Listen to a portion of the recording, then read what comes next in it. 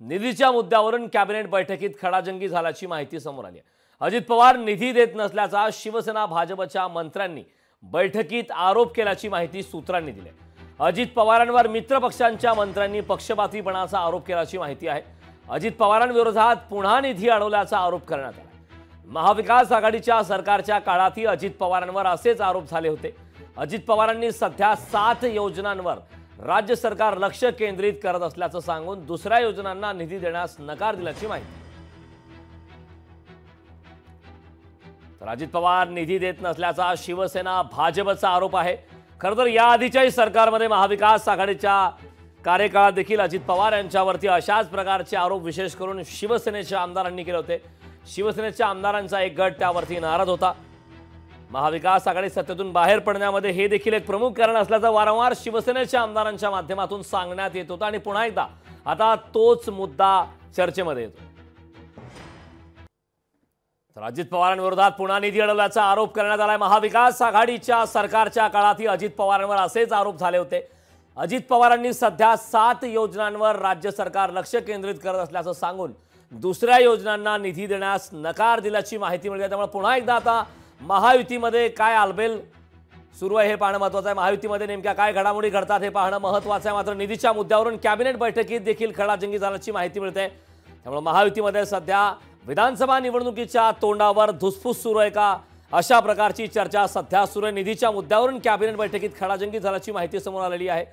अजित पवार निधी देत नसल्याचा शिवसेना आणि भाजपच्याही मंत्र्यांनी बैठकीत आरोप केलेला आहे। खरं तर महाविकास आघाडीच्या सरकारमध्ये शिवसेनेच्या आमदारांचा हा सूर होता की अजित पवार हे काही राष्ट्रवादीच्या आमदारांना निधी देतात आणि निधी देण्याच्या बाबतीत शिवसेनेच्या आमदारांवरती अन्याय होतो।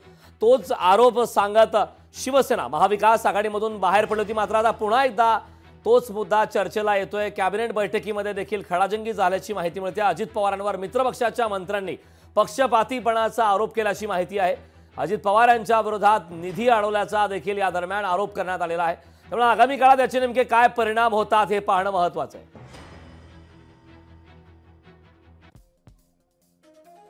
राज्यात सध्या 7 महत्त्वाच्या योजना सरकारकडून राबवण्यात येत आहेत असं अजित पवार यांनी म्हटलंय।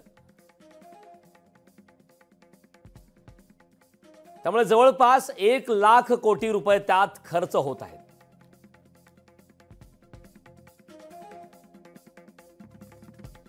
त्यामुळे निधीसाठी पैसे कुठून उभारण्यात येणार हा प्रश्न आता या निमित्ताने अजित पवार यांनी उपस्थित केलाय।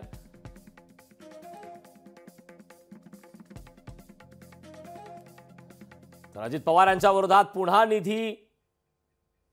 निधी संदर्भात आरोप केले जात आहेत। निधी अडवल्याचा आरोप करण्यात येतोय। निधीच्या मुद्द्यावरून कॅबिनेट बैठकीत खडाजंगी झाल्याची माहिती मिळते।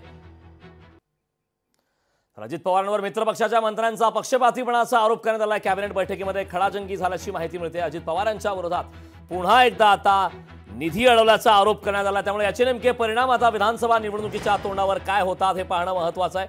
मात्र निधीच्या मुद्द्यावरून पुन्हा एकदा महायुतीमध्ये विशेषतः कॅबिनेट बैठकीमध्ये खडाजंगी झाल्याची माहिती मिळत आहे।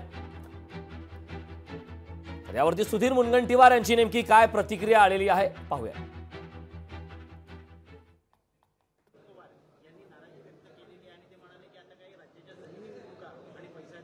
मला वाटतं असा गैरसमज आहे।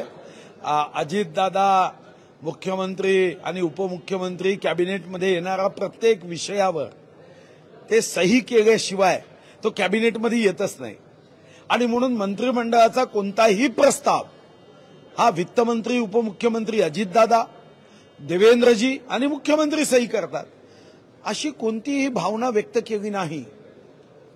यापेक्षा जास्त की महाराष्ट्राची आमची अर्थव्यवस्था ही इतर राज्यांच्या तुलनेमध्ये म्हणजे तुम्ही तेलंगणा घ्या, हिमाचल प्रदेश घ्या जिथं काँग्रेसचं राज्य आहे, आमची कितीतरी उत्तम व्यवस्था आहे। म्हणजे आमचं डरडोई। लोकशाही मराठी ऐका, पहा, जागरूक रहा।